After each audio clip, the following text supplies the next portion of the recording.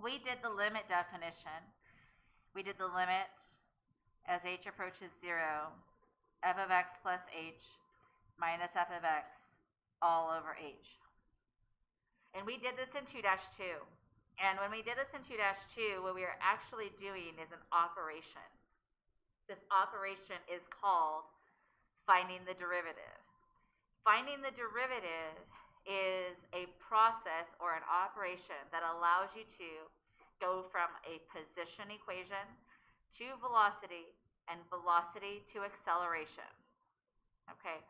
When you take the derivative of position, you get velocity. When you take the derivative of velocity, you get acceleration. You can also say when I take the second derivative of position, I get acceleration because you take the derivative twice. Okay?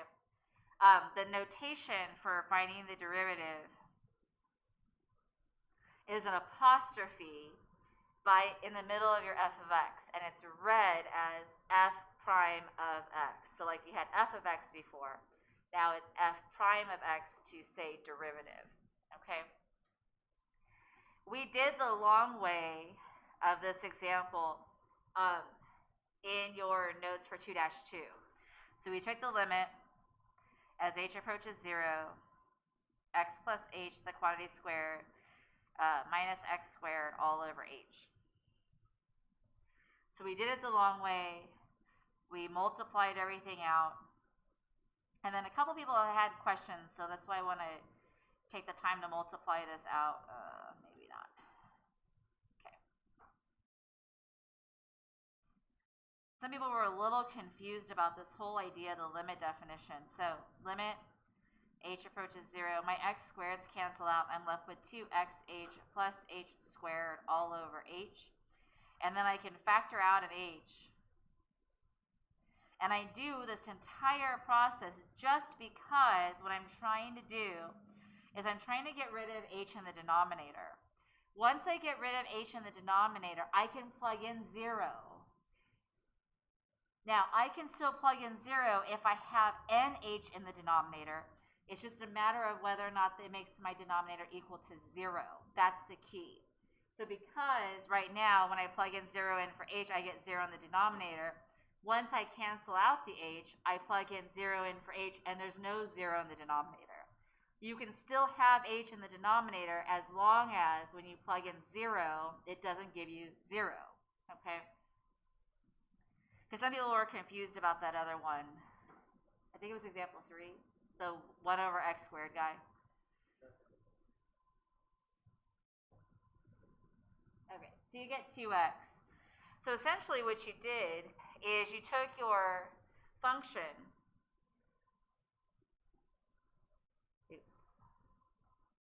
and you found the derivative the long way. That's what you did. Now there's a shortcut. No, you cannot use the shortcut on 2-2. You have to do the long way.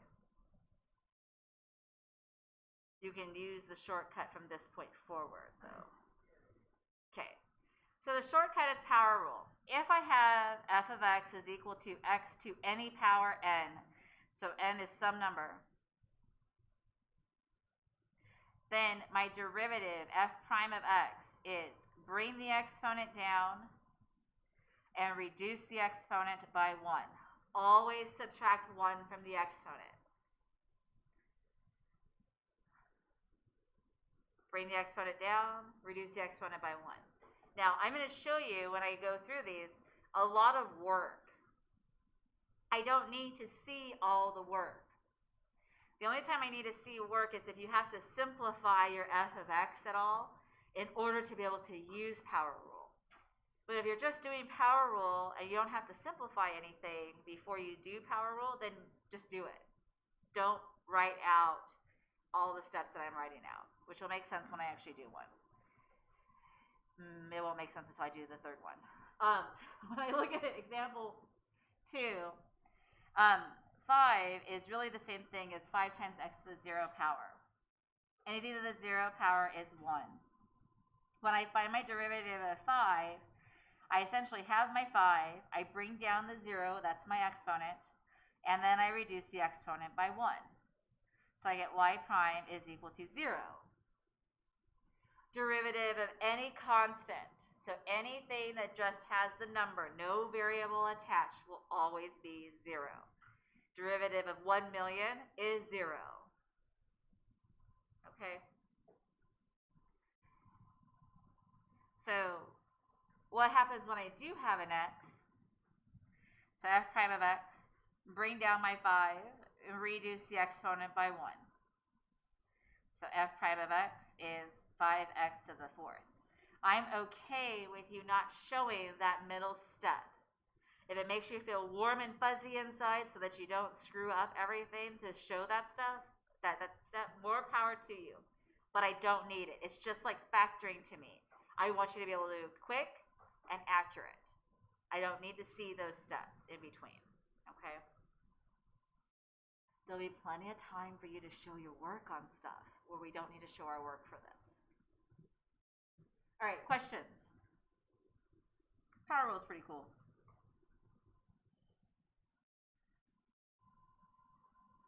And all the things that we could do calculus related, it's pretty cool. Okay, cube root. I'm going to change that to a fractional exponent. Remember, to change it to a fractional exponent, the exponent of x in this case is 1, so that goes in the numerator. The root is what goes in the denominator of my exponent. So then when I find g prime of x, this is just 1/3 x to the negative 2/3 power.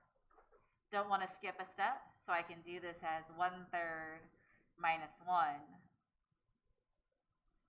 So I get 1/3 x to the negative 2/3. Or you could skip that step, that middle step. I'm also, even though this required a little bit of simplification, like I'm assuming that some of you guys in your head could be like, oh, the cube root of x is just x to the 1/3, so that's 1/3 x to the negative 2/3 power. Like, I'm totally fine with you not showing the step. What I meant by simplifying is if I had to do the box, for example, like I had two things that were multiplied together, and I had to do the box, I'd at least want to see the step of you, like you did the box. Not necessarily the box itself, but like the actual polynomial written out. Okay, William. Could you give a little bit more of a visualization to what a derivative is exactly? It linearizes the function. Okay. So essentially, so it takes the exponent down by 1. So essentially what I can do is I can create tangent lines to the graph. And if I create infinitely many tangent lines to the graph and connect them all together, it forms the original graph. Right. I was just a little bit confused because unless I was mishearing, you said like taking the derivative of position would equal acceleration. You mean the other way around? Taking the derivative of position gives you velocity. Taking the derivative of velocity gives you acceleration. Right, but I thought you said it linear the graph. It does. So you know how? Because it forms a rate of change. Because every tangent line is a slope, and every slope is a rate of change, and every velocity is described as a rate of change. Yes, I know.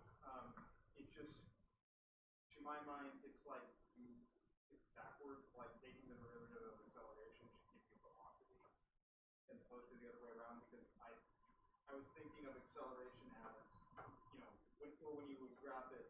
The derivative is a rate of change. Okay. So position is not a rate of change. So taking the derivative cannot give you a rate of change for position, because position in the equation is not a rate of change. Okay. Is there something that's like a negative derivative? Yes, there's something called an antiderivative. Oh. Right. And that gives you from acceleration to velocity and velocity to position. Okay. I mean, it's like the way I think it should go the other way around, but whatever. I guess I just think of it like that. It's because the derivative is a rate of change. Yes. And I know. so you can't go from a rate of change to a rate and have that be the derivative.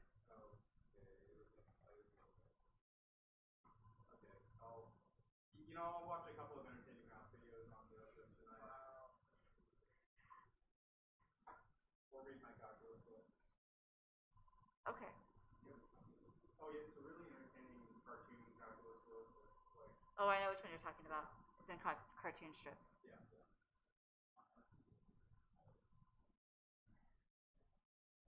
Okay.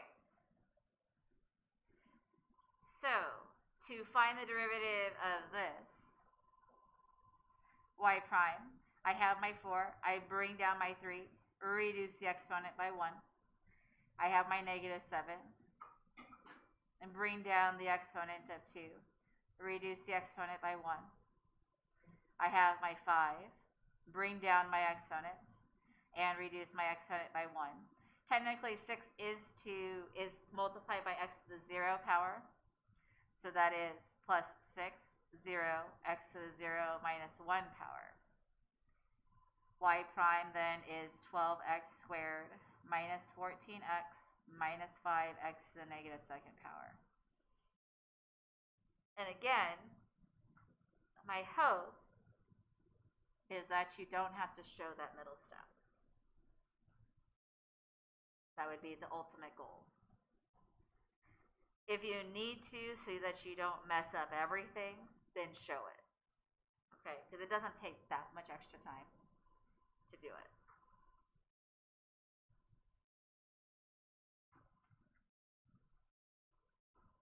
All right, questions? So I will always change to negative exponents also. So I have x squared plus x to the negative 3rd power to do my power rule.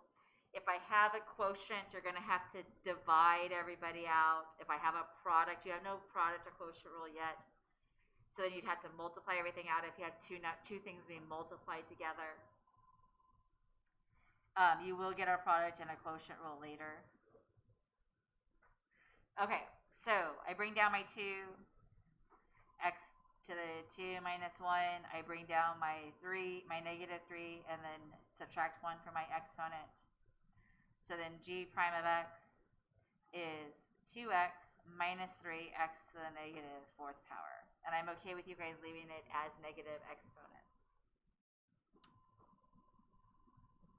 Ethan, you have a question? We don't have to do the fraction.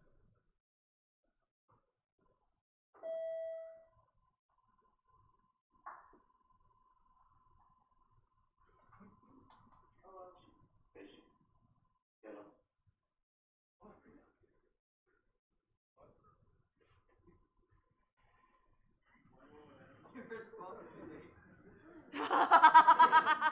hello. I know.